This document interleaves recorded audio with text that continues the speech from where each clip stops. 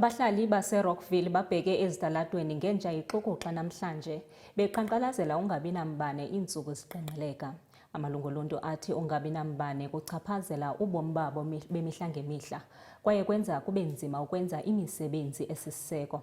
Bathi imizamo yokusebenzisana nequmrhu i-Eskom ayivelisanga siphumo kwaye bathembisa ukuba baza kuqinisa uqhankqalazo lwabo de kube le ngxaki yasonjululwa.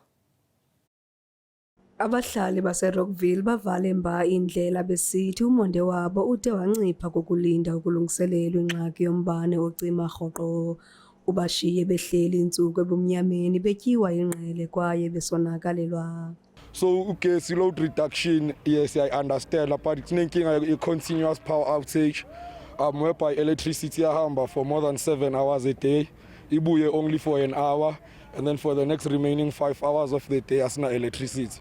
So it's been consistently going on for over 3 months now, but for the past 7 days since last week Monday to today, sino case maybe 3 hours a day each day. So as a result of that, umphakathi decided ukuthi we are taking it to the streets because as General Mkhwanazi said the other day, if the government doesn't listen, the streets will start talking. Lamalungu asekuhlaleni athi azamile ukuqhagamshelana nequmrhu lombane i-Eskom kodwa awafumani ncedo.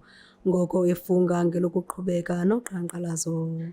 They promised ukuthi by 4 a.m. this morning bazabe belayitile, azange balayite even now, and that is the reason why we came back against this protest, and we are still going to come back in the afternoon to protest because now if you can look, izindlu ezingapha eFox Lake kulayitile khona, izindlu ezisemfulo South kulayitile khona, but thina ngapha kuward 33 and ward 37 asilayitelwanga.